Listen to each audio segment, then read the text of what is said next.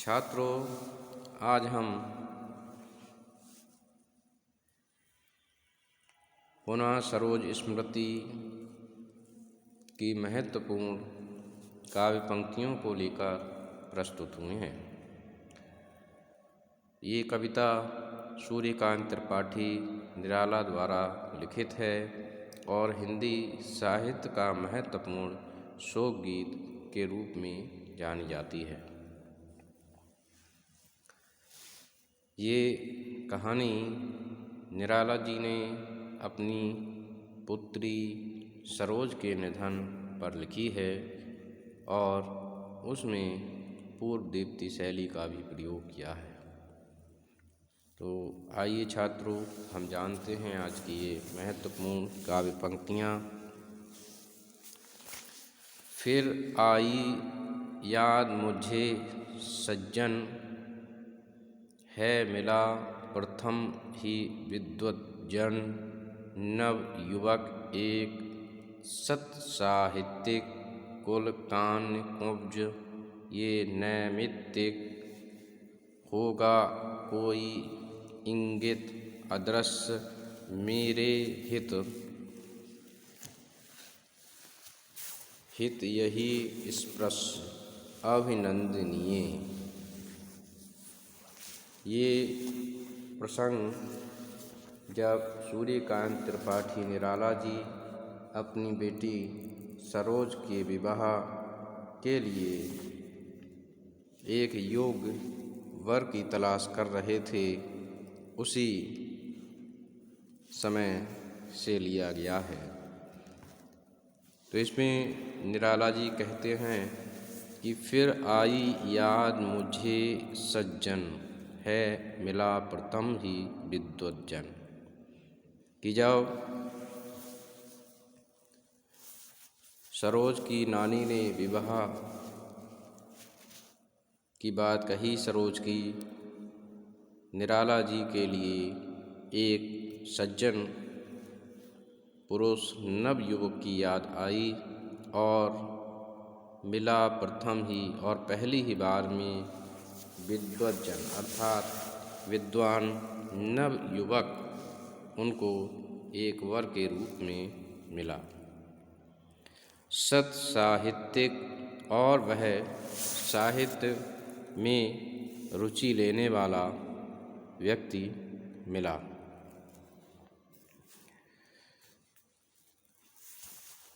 आगे उन्होंने कहा कि कुल कान्य कुब्ज ये नैमित्तिक, होगा कोई इंगित, कि उन्हें कान्य कुब्ज से संबंधित एक सत साहित्यिक अर्थात साहित्य में रुचि लेने वाला नव युवक मिला, जो कि विद्वान भी रहा।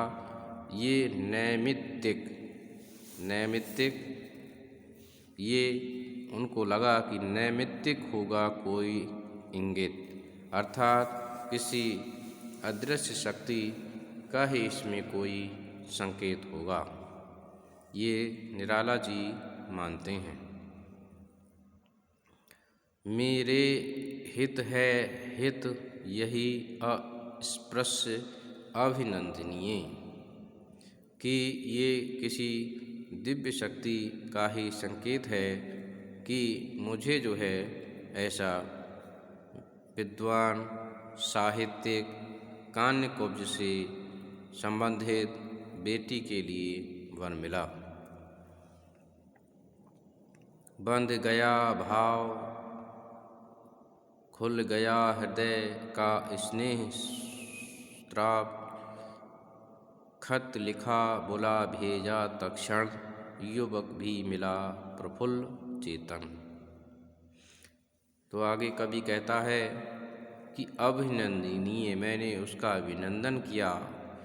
बंध गया भाव, मैं उससे प्रभावित भी हुआ और खुल गया हृदय का स्नेह स्राव, और उसके प्रति स्नेह से निराला जी का हृदय भर गया। खत लिखा बुला भेजा तक्षण, और निराला जी ने उसके लिए एक खत लिखकर तत्क्षण माने तुरंत ही उसको बुलवा लिया। युवक भी मिला प्रफुल्ल चेतन, और युवक भी प्रसन्नता पूर्वक निराला जी से मिला। चेतन कहते हैं बुद्धिमान और विवेकी व्यक्ति को। तो युवक भी मिला प्रफुल्ल चेतन, अर्थात प्रफुल्ल माने प्रसन्न भी था और जागरूक भी था। बोला मैं हूँ रिक्त हस्त इस समय, विवेचन में समस्त जो कुछ है मेरा अपना धन, पूर्वज से मिला करूं अर्पण, यदि महाजनों को तो विवाह कर सकता हूँ, पर नहीं चाह मेरी ऐसी दहेज देकर मैं मूर्ख बनूं ये नहीं सुघर। निराला जी ने उससे कहा कि मैं हूँ रिक्त हस्त इस समय, कि इस समय मैं रिक्त हस्त यानी रीते हाथों हूँ, मैं धन से हीन हूँ, मेरे पास अपना कमाया हुआ कुछ भी नहीं है। विवेचन में समस्त जो कुछ है मेरा अपना धन, पूर्वज से मिला, कि जो कुछ मेरा अपना मुझे पूर्वज से मिला है वही मेरा अपने पास है। करूं अर्पण यदि महाजनों को, और ये कहा कि यदि मैं महाजनों पर उसे खर्च कर दूं तो मैं अपनी बेटी को और अच्छे घर में भेज सकता हूं, पर मैं ऐसा नहीं करना चाहता। पर नहीं चाह मेरी ऐसी दहेज देकर, कि मेरी इच्छा ये नहीं है कि मैं दहेज दूं, कि मैं मूर्ख बनूं ये नहीं सुघर। और आगे कहा कि मैं दहेज देकर अपनी बेटी का विवाह करूं ये मुझे अच्छा नहीं लगता है, और मूर्ख बनूं ये नहीं सुघर, ये ठीक नहीं है। कवि ने आगे कहा कि बारात बुलाकर मिथ्या व्यय मैं करूं नहीं ऐसा सुसमय, और बारात में बहुत सारे लोग बुलाकर और उस पर अपव्यय करा जाए ये भी ठीक नहीं है, और ये भी करने का ये अच्छा समय नहीं है। कि तुम करो ब्याह तोड़ता नियम में सामाजिक योग के प्रथम। आगे निराला जी कहते हैं कि तुम मेरी बेटी से विवाह कर लो, और मैं इन दहेज के नियमों को तोड़ना चाहता हूँ। मैं सामाजिक योग के प्रथम अर्थात सबसे पहले दहेज का विरोध में जो है करना चाहता हूँ, इस परंपरा को तोड़ना चाहता हूँ। कि लग्न के पढ़ूंगा स्वयं मंत्र, यदि पंडित जी होंगे स्वतंत्र। यदि पंडित जी कह देंगे तो मैं जो है स्वयं ही लग्न के मंत्र पढ़ दूंगा, और जो कुछ मेरे वह कन्या का निश्चय समझो कुल धन्या का।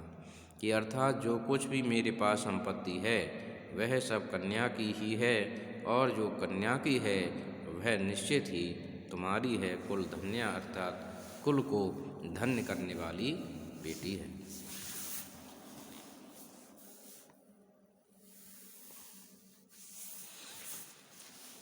आगे कवि ने कहा आए पंडित जी प्रजावर्ग, आमंत्रित साहित्यिक सत्सर्ग, देखा विवाह आमूल न बल, तुझ पर सो पड़ा कलश का जल। और आए पंडित जी प्रजावर्ग मतलब सभी लोग आमंत्रित हुए, साहित्यिक संसर्ग और साहित्यिक लोग भी उसमें विवाह में संपन्न कराने के लिए आए थे। देखा विवाह आमूल नमल, और उन सभी ने देखा कि ये विवाह तो आमूल बिल्कुल नए रूप से किया जा रहा है। कि तुझ पर शुभ पड़ा कलश का जल, और तुझ पर अर्थात सरोज पर तुझ पर शुभ पड़ा कलश का जल। कलश का जो पवित्र जल है उसके छींटे बेटी पर डाले गए कि देखती मुझे तू हंसी मंद, होठों में बिजली फंसी स्पंद, उर में भर झूली छवि सुंदर, प्रिय की अशब्द श्रृंगार मुखर, तू खुली एक उच्छ्वास संग, विश्वास स्तब्ध बन गया अंग अंग, नत नयनों से आलोक उतर, कांपा अधरों पर थर थर थर।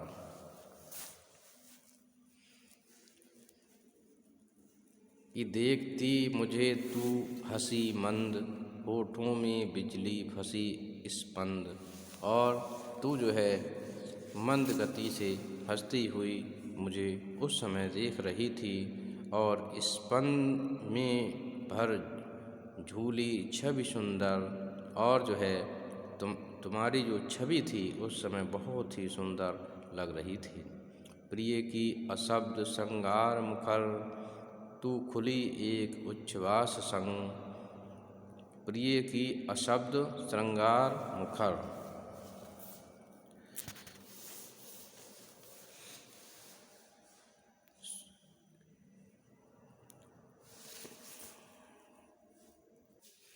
तेरा हृदय आनंद की धड़कनों से पूर्ण था, और अपने रूप लावण्य से तू खिल उठी थी। हृदय में प्रीतम की छवि छाई हुई थी।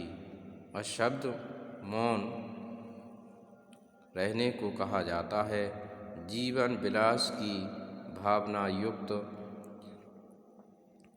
रही थी। तू वासंती उच्छ्वास से प्रसन्न कली की भांति खिल रही थी। एक सुदृढ़ विश्वासपूर्ण नव जीवन के नव निर्माण से, नए दायित्व के निर्वाह बोध से समस्त अंग अंग पुलकित हो रहा था। नत नयनों से आलोक उतर, कांपा अधरों पर थर थर थर, और नत नयनों से आलोक उतर, नत माने झुके हुए नेत्रों से आलोक यानी प्रकाश आभा, कांपा अधरों पर थर थर थर, अर्थात होठों पर धीरे धीरे होठ जो है कंपन कर रहे थे। तो इस प्रकार से उन्होंने, निराला जी ने अपनी बेटी के विवाह का दृश्य इसमें प्रस्तुत किया है।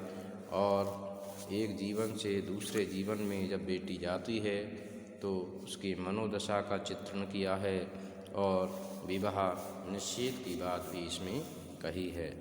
तो मैं समझता हूँ छात्रों कि आपने इस कविता को निश्चित रूप से समझा होगा। धन्यवाद।